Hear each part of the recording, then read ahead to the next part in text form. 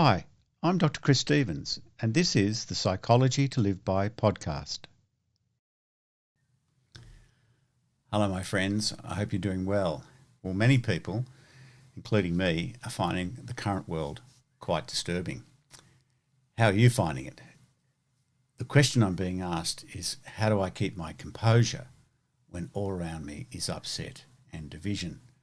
Or, as I said in podcast 1 of this series, how do I cultivate the mental state of equanimity? Well, I just do my best using what I'll share with you in this podcast.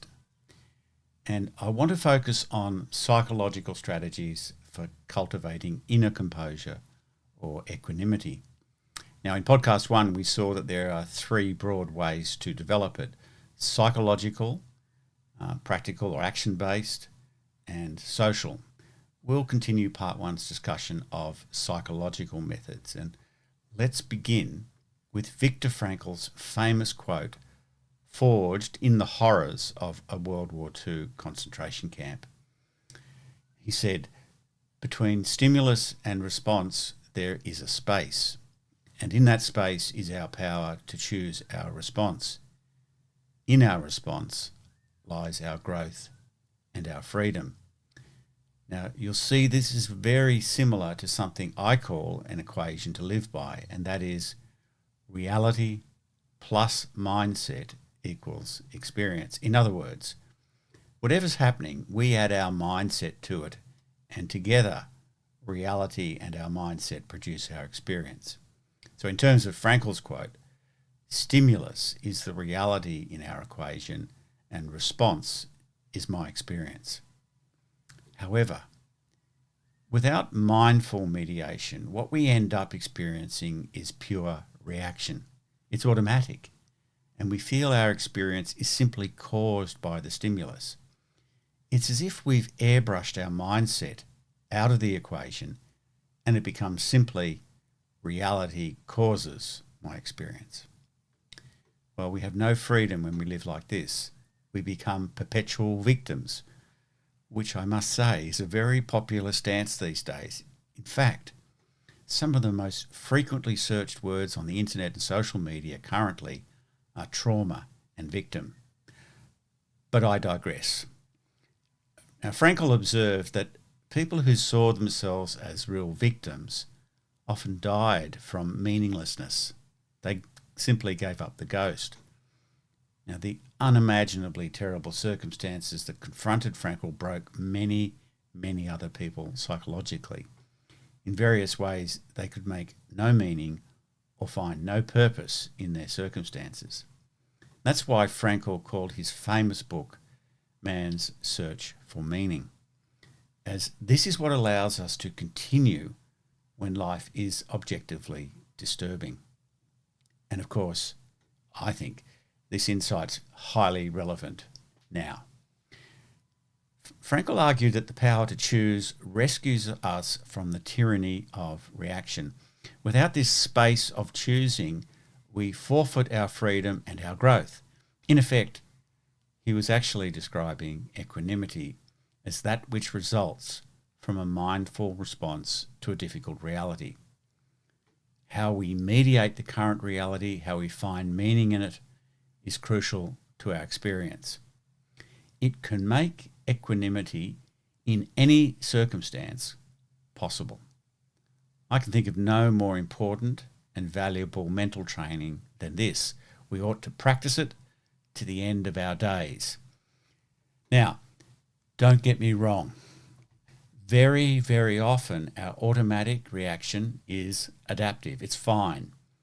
We don't always need to attend to our mindset. After all, we're designed to mediate the world using instinctive and learned responses that happen pretty automatically, like when we respond to a smile, or when we know what to do with a fork, or when we remember how to walk or talk. But when we suffer, it's a pretty good bet that we would do well to pause, attend to our mind, and turn that reaction into a more useful response. This is the space between stimulus and response that Frankl discovered, and which helped him survive such unbelievable horrors. And when we practice it over and over, it becomes a new constructive habit of mind. All right, so how can we practice it? Well, our mindset can be characterized in two ways. One, in terms of what we pay attention to, and two, how we pay attention. In other words, we can shift where we're looking and we can shift how we look. Let's start with what we're paying attention to. If, for example, we're overly fixated on what's wrong in the world, our experience is likely to be unhappy and upset. Now, in addition, if we're paying attention only to bad things that are also outside our influence, we'll feel helpless and hopeless. Do that a lot and you'll develop an external locus of control, which has been linked to increased stress, anxiety, depression, and reduced resilience. Quite the opposite of equanimity. So, an antidote to this can be found in the famous Serenity Prayer, which goes like this: God grant me the serenity to accept the things I cannot change, the courage to change the things I can, and the wisdom to know the difference. So, we can notice if we're fixated on things we cannot change, accept that, and then shift our attention to what we can change. Perhaps this new object of attention is still challenging, but it is more amenable to constructive action. And we can now think about it differently. We can now change how we are thinking. For example, in this time of disturbing international affairs, you may despair of human nature. You may have concluded that collectively people can be various combinations of ignorant, stupid, violent, and morally heinous. Well, that's true, of course, and I doubt we will ever eradicate it. But that is not all we are. We can also be wise, intelligent, peaceful, and integrous. Knowing this, in our sphere of influence, in our community, at work, in our family, we can have the courage to cultivate inquiry and compassion and truth-telling. In other words, all people have contradictory potentialities, and we've got some say in which comes forth in ourselves and others. We can be a space that encourages the better angels of another person's nature. Now, that's not everything, but it is a significant something. And this will increase your composure as you feel at least you're doing something useful. An associated avenue for equanimity is courage. When we look at the world through our values, we can somewhat transcend our immediate reaction. We can bring courage to our relations with the world. Courage is always a companion to equanimity. Courage is doing what our wise mind and our deeply held values makes it obvious what we can and ought to do. And equanimity makes this clarity possible. Why is that? Well, because equanimity is defined by an acceptance of truth, the very actuality of what we find challenging, and it predisposes the mind and the body towards one's deeply held values and truths. It moves us to what the Buddhists call right action. Courage doesn't make sense outside of meaning or purpose. Otherwise, we'd actually be right to ignore or escape from challenging circumstances, as there'd be no need for courage. For example, the world's quite polarised politically. Now, political views usually relate to a person's underlying needs and values, and somewhat to personality. These needs and values are typically, in themselves, actually okay, even if we disagree with each other about which needs and which values are most important. But where this really upsets us is when we disagree strongly with other people's beliefs or actions. But it can help one's equanimity to remember that those in the other camp are driven by needs and values that in themselves are mostly okay. It might be, for example, a need for status or for community or a sense of agency or for security and so on. As with kids who act out to feel a sense of agency, the need to feel in control is fine, but the means could do with some improvement. With polarised political views, we lose our equanimity by becoming righteous, and that results from a thing called the egocentric bias.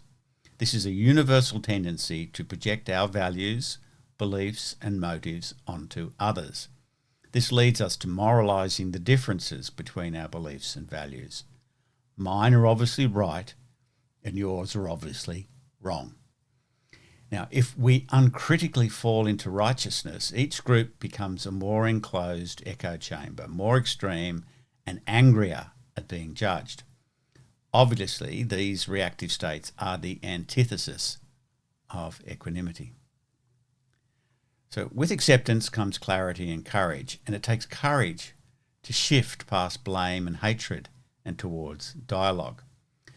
We'll talk more about this in the next podcast, but the willingness and the capacity for civil dialogue is a crucial skill for social equanimity, and it begins in an inner act of honesty and courage. Now, courage also emerges from a clear idea of what we can do.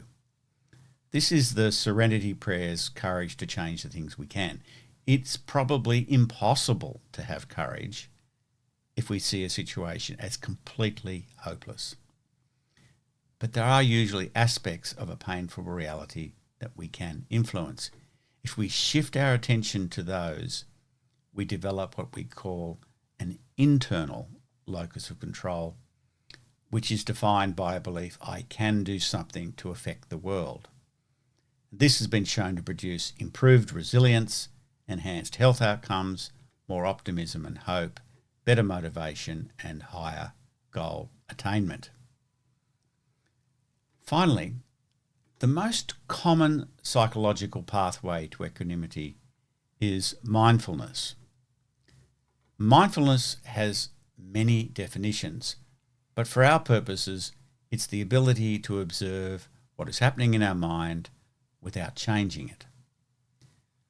Mindfulness is literally the practice of equanimity, and this may be achieved via meditation, perhaps the most common method, but really can be practiced in any activity in which we're engaged, like walking, cooking, or surfing. Let's drill down into that. What's a simple practice you can utilize? Well, I think it might be useful to introduce Tara Brach's Buddhist notion of the sacred pause. It's a mindful moment of stillness and intentional awareness, a space between stimulus and response, where you can stop reacting and instead observe, reflect, and choose your response with intention. So, when you notice inner disturbance, stop intentionally. Take the disturbance itself as a cue and as a message to pause. Don't react.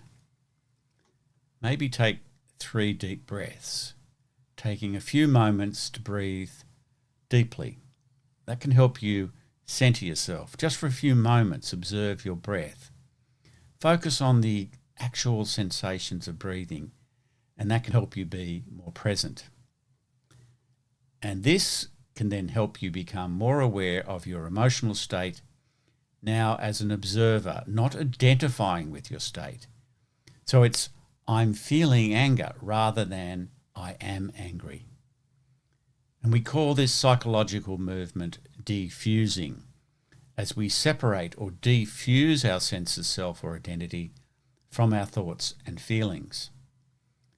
So before responding, ask yourself, why do I want to respond in this particular way? Is it consistent with or contrary to my values? Now, if judgments arise while you're attempting this, like I can't do anything or it's all too hopeless, you again accept that thought or that feeling as simply something else to observe without judgment. So you've got to give yourself time and space for this, time to slow the breathing, time to think more broadly, and time to consider a better response. So if you're feeling angry and are entertaining fantasies of revenge, remember your value of altruism and compassion and the power of forgiveness.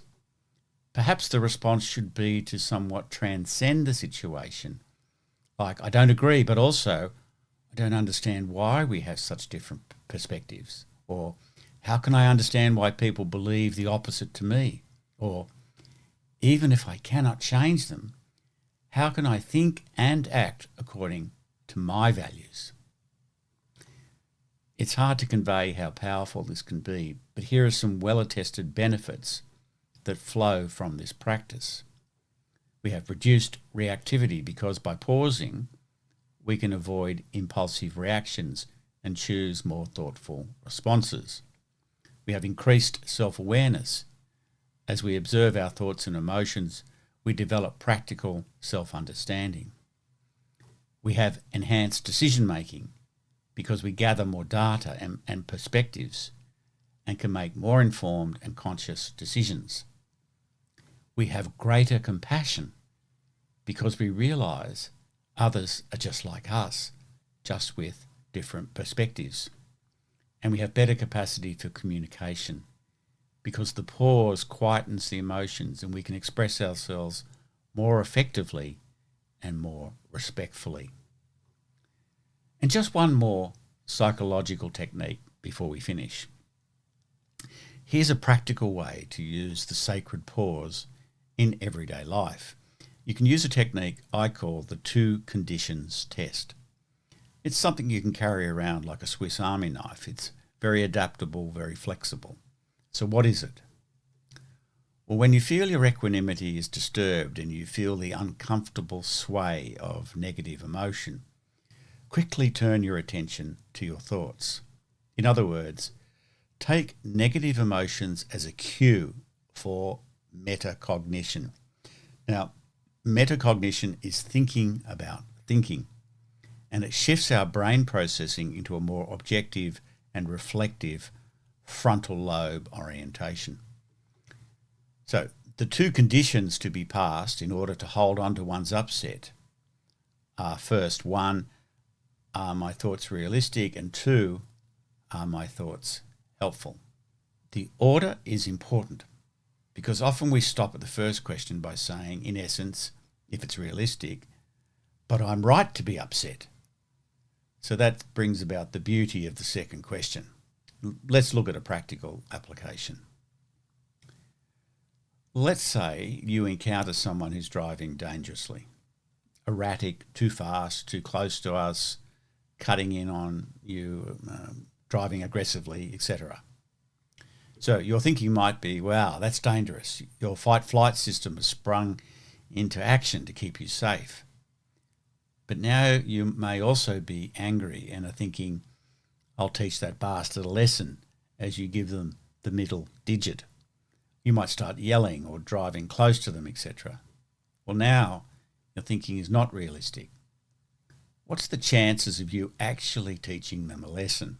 Or that they'll thank you for your input and change their behaviour in the future? Practically zero. In fact, more likely, you'll foster reactance in them as they double down and resist your righteousness. But let's say you think that was scary and so dangerous. Okay, your thinking is realistic. But then you start ruminating on how unfair it is, how it was ruined your morning, how young drivers are too aggressive, how it's typical of the breakdown of civic care and politeness. Well, now you can ask the second question, is my thinking helpful? Well, clearly not. It's not constructive and only leads to deepen your own upset. And having failed the second condition, what is one to do? Well, you acknowledge that your mindset is needlessly upsetting you and you shift attention to something more useful. like the lunch you'll have with a friend, or the sun shining, or thinking fondly about your kids or your spouse, or whatever is more constructive. And your mood will, in short order, follow suit. To sum up, our emotional freedom lies in the space between stimulus and response. This is a fact of enormous leverage and value. When we change our thinking, we move from reaction to response. It's the way to develop equanimity no matter what is happening. And the more we exercise this capacity, the more equanimity we'll experience and the more good we will do in the world. And that really is something worth working towards. So, have a go at applying some of the ideas and suggestions I've made, and I think you'll find an increase in your equanimity despite the troubling realities of contemporary life. And take care. You've been listening to the Psychology to Live By podcast. If you'd like to know more, my website is www.drchris.life, and click on the videos tab to find links to all my social media. And if you like the podcast, tell people that you like so they can like it too.